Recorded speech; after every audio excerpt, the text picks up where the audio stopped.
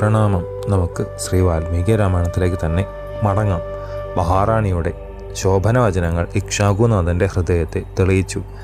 വസുധാധിപൻ അന്നത്തെ രാത്രി നിദ്രാദേവിയുടെ ലാളനയ്ക്ക് കീഴ്പ്പെട്ടു. ശോകം കൊണ്ട് മയങ്ങിയ മഹാരാജാവ് അല്പസമയം കൊണ്ട് പ്രതിബുദ്ധനായി. അസുരവരനായ തമോഗ്രഹം ബാധിച്ച ആദിത്യനെ പോലെ നിഷ്പ്രഭനായി തീർന്ന ദശരഥൻ സഹധർമ്മിണിയുമോടൊത്ത് ദണ്ഡകാരണ്യത്തിലേക്ക് ശ്രീരാമൻ പോയതിൻ്റെ കാരണം സ്മരിച്ചു. സീതാലക്ഷ്മണ സഹായവാനായി അയോധ്യയെ രഘുനന്ദനൻ വെടിഞ്ഞതിൻ്റെ 6-ാം ദിവസം മധ്യരാത്രിയാണ്. അപ്പോൾ പുത്രശോകം കൊണ്ട് കണ്ണീർ വറ്റാതെ അടുത്തു തന്നെ സശ്രദ്ധം ഇരിക്കുന്ന കൗസല്യാദേവിയോട് പറഞ്ഞു, മംഗളസ്വരൂപിണിയായ കൗസല്യെ, ഏതൊരുവനായാലും നല്ലതോ ചീത്തയോ ചെയ്തതിന് അനുസരിച്ച ഫലം അവർ അനുഭവിക്കാതിരിക്കുകയില്ല. ഏതൊന്നും ചെയ്യുവാൻ തുടങ്ങുമ്പോൾ ആ കർമ്മത്തിൻ്റെ ഗുരുത്വവും ലഘുത്വവും ഗുണവും ദോഷവും ആലോചിക്കുന്നില്ലയോ, അവൻ വെറുമൊരു കുട്ടിയെപ്പോലെയാണ്. പുഷ്പം മോഹിച്ച് തേന്മാവിനെ വെട്ടിക്കളഞ്ഞ് ആ സ്ഥാനത്ത് ഒരു പിലാശ് നട്ടുനനച്ചു വളർത്തുന്നവന് ഫലസിദ്ധി കാലത്ത് ദുഃഖമില്ലാതെ എന്തൊന്നാണ് കിട്ടുക? ഫലം ആലോചിക്കാതെ കർമ്മം ചെയ്യുന്നവൻ തേന്മാവിനെ നശിപ്പിച്ച് പിലാശിനെ വെക്കുന്നവനാണ്. ദേവി, ഈ ഞാൻ അത്തരത്തിലാണ് ചെയ്തത്. ഒന്നാന്തരം ഒരു മാവ് മുറിച്ചു കളഞ്ഞു, പിലാശ് വെച്ച് നനച്ചു വളർത്തി. ഫലസിദ്ധി വരേണ്ട ഈ കാലഘട്ടത്തിൽ പുരുഷോത്തമനായ രാമനെ ഉപേക്ഷിച്ച് ദുഃഖിക്കുന്ന ദുർമതിയാണ് ഈ ഞാൻ. ശബ്ദം കേട്ട് ലക്ഷ്യം തെറ്റാതെ അമ്പെയ്യുവാൻ കഴിയുന്ന ഉണ്ണിത്തമ്പുരാൻ എന്നൊരു പേർ അസ്ത്രാഭ്യാസ വൈദഗ്ധ്യം സിദ്ധിച്ചിരുന്ന കൗമാരകാലത്ത് എനിക്കുണ്ടായിരുന്നു. കൗസല്യെ, ആ കാലഘട്ടത്തിൽ ഘോരമായൊരു പാപം ഞാൻ ചെയ്തുപോയി. ഞാൻ അന്നു ചെയ്ത കർമ്മത്തിൻ്റെ പരിണിത ഫലമാണ് ഈ വാർദ്ധക്യകാലത്ത് അനുഭവിക്കുന്നത്. ഒന്നും അറിയാത്തൊരു കുട്ടി വിഷം ഭക്ഷിച്ചതുപോലെ, അജ്ഞനായൊരുവൻ പ്ലാശ് കൊണ്ട് മയങ്ങിയതുപോലെ ശബ്ദം കേട്ട് ബാണം അയച്ചതിൻ്റെ ഫലം അന്ന് ഞാൻ ആലോചിച്ചില്ല. ദേവിയെ വിവാഹം കഴിക്കുന്നതിന് കുറച്ചു വർഷങ്ങൾക്ക് മുമ്പ് കാമമതങ്ങളെ വർദ്ധിപ്പിക്കുന്നൊരു വർഷകാലം ഭൂമിയിലെ സാരങ്ങളെല്ലാം വലിച്ചെടുത്ത് പ്രചണ്ഡ കിരണങ്ങളാൽ പാരിടം മുഴുവൻ ചുട്ടുകരിച്ച ഭാസ്കരദേവൻ മരിച്ചവർ പോകുന്ന ഘോരസ്ഥലത്തിലേക്ക് പോയി. പ്രകൃതി ദേവിയുടെ ഭാവം മാറി. അസഹ്യമായിരുന്ന താപം അകന്നു. മിനുമിനുപ്പേറിയ മഴക്കാറുകൾ അമ്പരതലത്തിൽ നിറഞ്ഞു. തവളകൾ സരസകാഹളം മുഴക്കി. വേഴാമ്പലുകൾ സന്തുഷ്ടരായി. മയിലുകൾ ആനന്ദ നൃത്തമാടി. വർഷക്കാറ്റു കുലയ്ക്കുന്ന മാമരങ്ങളിൽ വെള്ളത്തുള്ളികൾ പറ്റിപ്പിടിച്ച ചിറകുകളോടെ പക്ഷികൾ സ്നാനം ചെയ്ത് അഭയം പ്രാപിച്ചു. വർഷിച്ചുകൊണ്ടിരിക്കുന്നതും അതിന് തയ്യാറായതുമായ കാർമേഘങ്ങൾ മാമലകളെ മറച്ചപ്പോൾ മതിച്ച മാൻകൂട്ടത്തോടു കൂടിയ അരണ്യാന്തർഭാഗം അനങ്ങാതെ സാഗരം പോലെ ശോഭിച്ചു. പർവ്വതങ്ങളിലെ വിളഞ്ഞതും ചുകന്നതുമായ മണ്ണ് കലങ്ങിയ വെള്ളച്ചാലുകൾ ഉഗ്രസർപ്പങ്ങളെപ്പോലെ ശക്തിയിൽ പ്രവഹിച്ചു തുടങ്ങി. സുഖപ്രദമായ ജീവിതം അരമനയിൽ നയിച്ചുകൊണ്ടിരിക്കുന്ന ആ കാലത്ത് പാണിയായി സരയൂ നദീ തീരവനത്തിൽ വ്യായാമത്തിനു വേണ്ടി ഞാൻ പോയി. അവിടെയുള്ള ദുഷ്ടമൃഗങ്ങളെ വേട്ടയാടിക്കൊണ്ട് പകൽ കഴിഞ്ഞു.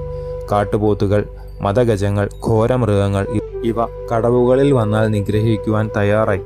രാത്രിയിൽ ഉറക്കമൊഴിച്ച് ഞാൻ കാത്തുനിന്നു. കൂരിരുട്ടിൽ നദിയിൽ നിന്ന് കടത്തിൽ വെള്ളം മുക്കുന്ന ശബ്ദം വ്യക്തമായി ഞാൻ കേട്ടു. ഇന്ദ്രിയങ്ങൾക്ക് കീഴൊതുങ്ങിയിരുന്ന എനിക്ക് അപ്പോൾ തോന്നിയത് ആന വെള്ളം കുടിക്കുകയാണെന്നാണ്. സർപ്പതുല്യമായൊരു ശരമെടുത്ത് ശബ്ദത്തെ ലാക്കാക്കി വിട്ടു. പെട്ടെന്ന് എൻ്റെ ചെവിയിൽ വന്നലച്ചത് മർമ്മത്തിൽ അമ്പുകൊണ്ട ഒരു മനുഷ്യൻ്റെ അയ്യോ അയ്യോ എന്ന ആർത്തനാദമാണ്. ആറ്റിൻതീരത്തു നിന്ന് തുടർന്നുകൊണ്ട് നിശബ്ദമായ നദീതീരത്തിൽ ജലമെടുക്കുവാൻ വന്നൊരു സാധു വനവാസിയുടെ മർമ്മത്തിൽ അമ്പയക്കുവാൻ ആർക്ക് തോന്നും? മനസാ വാചാ കർമ്മണ യാതൊരാൾക്കും ഒരു തെറ്റും ഞാൻ ചെയ്തിട്ടില്ല. അഹിംസാവ്രതത്തോടെ ഈ വനത്തിൽ മരവുരിയുടുത്ത് ജടാധാരിയായി തപസ്സു ചെയ്തുകൊണ്ടിരിക്കുന്ന എന്നെ നിഗ്രഹിച്ചിട്ട് ആർക്ക് എന്ത് കിട്ടുവാനാണ്? എന്തൊരു പിഴയാണാവോ ഞാൻ ചെയ്തിട്ടുള്ളത്? ഗുരുപത്നി തൽപ്പഗമനം പോലെ അക്ഷന്തിവ്യമായൊരു അധർമ്മ കർമ്മമാണിത്. എൻ്റെ ജീവൻ നശിക്കുന്നതിൽ ലവലേശം വ്യസനം എനിക്ക് തോന്നുന്നില്ല. എന്നാൽ എനിക്ക് ജന്മം തന്ന അച്ഛനമ്മമാരെ ആലോചിക്കുമ്പോൾ സഹിക്കുവാൻ സാധിക്കുന്നുമില്ല. വയോവൃദ്ധന്മാരായ അവരെ നെടുനാടുകളായി ഞാൻ രക്ഷിച്ചുകൊണ്ടാണിരിക്കുന്നത്. എൻ്റെ അന്ത്യത്തിൽ അവരുടെ ഗതി എന്തായിരിക്കും? വൃദ്ധന്മാരായ മാതാപിതാക്കന്മാരും ഞാനും ഒരൊറ്റ ബാണത്താൽ ഹതരായി തീർന്നു. 3 പേരെ നിഷ്കരണം വധിച്ച ആ ചപല മനസ്സോടു കൂടിയവൻ ആരാണ്? ഇത്തരത്തിലുള്ള ദയനീയ വാക്കുകൾ കേട്ടപ്പോൾ യഥാർത്ഥത്തിൽ ധർമാന്വേഷിയായിരുന്ന എൻ്റെ കൈകൾ തളർന്നു. വില്ലും ശരവും താഴെ പതിച്ചു. രാത്രിയിൽ വ്യക്തമായി കേട്ട ആ വാക്കുകൾ എന്നെ നിശ്ചേഷ്ടനാക്കി. ഞാൻ അയച്ച ബാണം പോലെ തന്നെ അടുത്ത നിമിഷത്തിൽ ഞാനും അവിടെ എത്തി. നിസംനനായി ഉഗ്രവ്യസനത്താൽ മനസ്സ് പതറിയിരുന്ന എൻ്റെ മുമ്പിൽ സരയൂ നദീതീരത്തിൽ ഞാൻ അയച്ച ശരമേറ്റ് കടുനിണം ഒഴുകി ദേഹം മുഴുവൻ പൊടി പുരണ്ട് ജട ചിന്നിച്ചിതറി കുടം പൊട്ടിപ്പൊളിഞ്ഞ് ഒരു മുനികുമാരൻ പിടയുന്നു. ഭയപരവശനായ എന്നെ ഉജ്ജ്വല തേജസ് കൊണ്ട് ചുട്ടെരിക്കത്തക്ക വിധം ഒന്ന് നോക്കി ആ താപസകുമാരൻ ക്രൂരമായി പറഞ്ഞു, ഹേ രാജാവേ, കാനനവാസിയായ എൻ്റെ മർമ്മത്തിൽ ഒരു അസ്ത്രം ഒളിച്ചതുകൊണ്ട് എന്തു കിട്ടി? വയോവൃദ്ധരും അന്ധരുമായ മാതാപിതാക്കന്മാരോടുകൂടി ഞാനും ഇതാ മരിച്ചു കഴിഞ്ഞു. അഭിവന്ദ്യരായ അവർക്ക് വെള്ളത്തിനു വേണ്ടി വന്നതാണ് ഞാൻ. ദാഹിച്ച് വരണ്ട തൊണ്ടയോടെ അവർ എന്നെ കാത്തിരിക്കുകയാണ്. എത്ര സമയം അവരങ്ങനെ സഹിച്ചിരിക്കും? വേദത്തിനോ തപസ്സിനോ യാതൊരു ഫലവും ഇല്ലെന്നോ? എൻ്റെ സ്ഥിതി അച്ഛനെങ്ങനെ അറിയും? അറിഞ്ഞാൽ തന്നെ കണ്ണു കാണാൻ കഴിയാത്ത പിതാവ് എങ്ങനെ ഇങ്ങോട്ട് വരും?